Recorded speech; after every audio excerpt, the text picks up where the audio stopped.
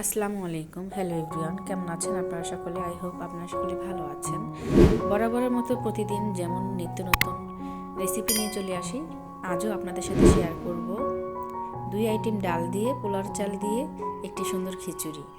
তো আমরা কিন্তু ভাতের চাল দিয়ে, যে কোনো চাল দিয়েই কিন্তু আমরা খিচুড়ি রান্না করে থাকি। আমি কিন্তু আজকে ভিন্ন পদ্ধতিতে পোলার চাল দিয়ে, তারপর হচ্ছে 2 আইটেম ডাল দিয়ে, কিন্তু মুগ ডাল আর হচ্ছে মসুর ডাল দিয়ে খিচুড়িটা রান্না করব। আমি এখানে 250 গ্রাম ডাল নিয়েছি এবং নিয়েছি হাফ কেজি পোলার চাল। তো আপনারা চাইলে কিন্তু যে কোনো আইটেমের চাল নিয়ে রান্না করতে পারেন, তবে বিশেষ করে পোলার চালটা দিয়ে রান্না করলে কিন্তু খিচুড়িটা খেতে বেশ ভালো লাগে, খুব সুন্দর একটা ফ্লেভার আসে। তো আমি এখন চালগুলো এবং ডালগুলো কিন্তু পরিমাণ মতো নিয়ে নিয়েছি। আপনারা আপনাদের অনুযায়ী আর কি কতজনের জন্য রান্না করবেন সে অনুযায়ী কিন্তু পরিমাণটা আপনারা বুঝে শুনে নিতে পারেন। তো এখন আমি 2 আইটেমের ডাল একসাথে করে আর কি মিশিয়ে নিব। তারপর হচ্ছে এগুলো কিন্তু আমি ভালো করে একটু ভেজে নিব। চুলায় একটি প্যান বসিয়ে দিলাম, এখন দিয়ে দিচ্ছি ডালগুলো। ডালগুলো একটু হালকা করে ভেজে নিব, যাতে করে খুব সুন্দর একটা স্মেল বের হয়, আর ডালগুলো যাতে লেগে না যায় সেই দিকেও কিন্তু লক্ষ্য রাখতে হবে। আমার ডালগুলো হালকা একটু লেগে গিয়েছিল, তো খুব সুন্দর একটা স্মেল যখন বের হয়ে আসবে তখন কিন্তু ডালগুলো একটু নামিয়ে নিব। তো দেখুন এখন এখানে যা যা লাগবে সম্পূর্ণ ভিন্ন পদ্ধতিতে ঘরে থাকে অল্প উপকরণেই কিন্তু এই খিচুড়ি রান্নাটা হয়ে যাবে। আমি এখানে পেঁয়াজ, গরম মশলা আর হচ্ছে কাঁচামরিচ নিয়েছি। এখন চুলায় একটি প্যান বসিয়ে এর মধ্যে অ্যাড করে দিলাম গরম মশলাগুলো। তেলগুলো গরম হলে আমি কিন্তু গরম মশলাগুলো, তেজপাতাগুলো দিয়ে দিলাম। একটু হালকা ভেজে নেব, এর থেকে সুন্দর একটা স্মেল বের হবে।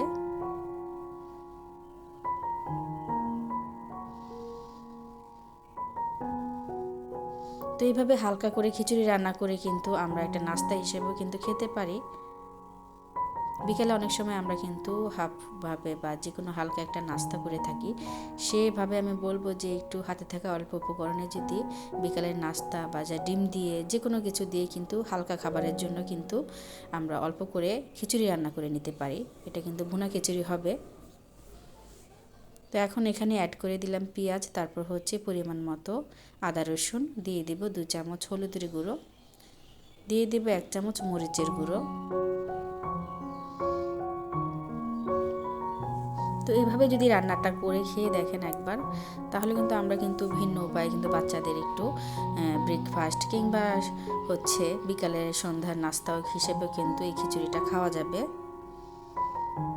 তো হালকা খাবারের জন্য কিন্তু ভুনা খিচুড়ি আমরা খেতে পারি, আবার অনেক সময় দেখা যায় ভারী খাবারের জন্য কিন্তু আয়োজন করা হয়। তো আমি কিন্তু হালকা খাবারের জন্যই কিন্তু খাওয়ার জন্যই কিন্তু রান্নাটা করে নিলাম, ভাবলাম আপনাদের সাথেও শেয়ার করে নেই, সেই জন্য কিন্তু শেয়ার করা।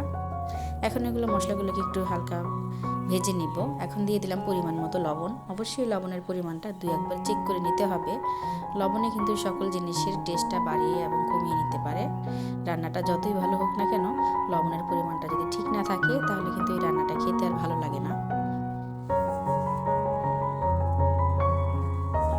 এখন আমি অফ ক্যামেরায় চালগুলো কিন্তু ভালো করে ধুয়ে নিয়েছিলাম।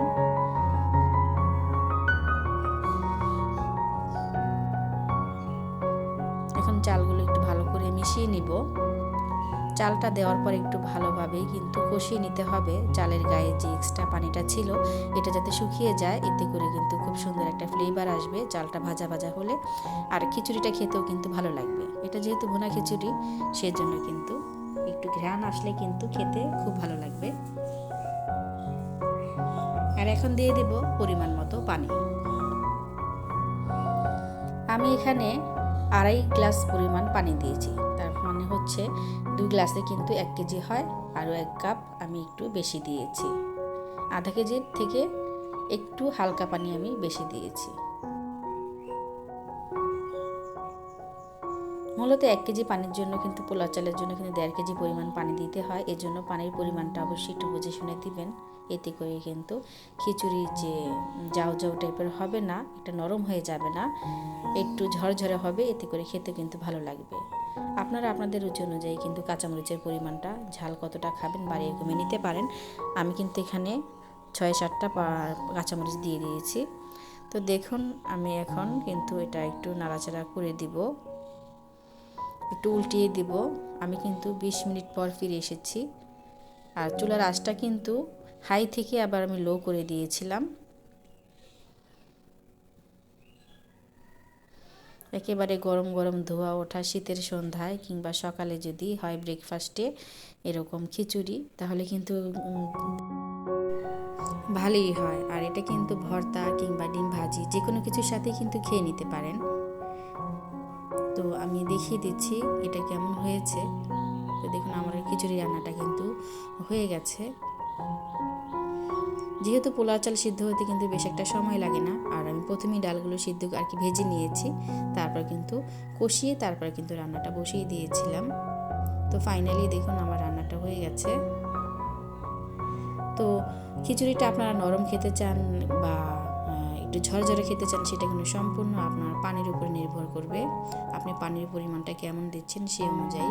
তো আমার খিচুড়িগুলো কিন্তু একেবারেই ঝরঝরে ছিল, আর কি বলবো, খেতেও কিন্তু ভীষণ মজাদার ছিল।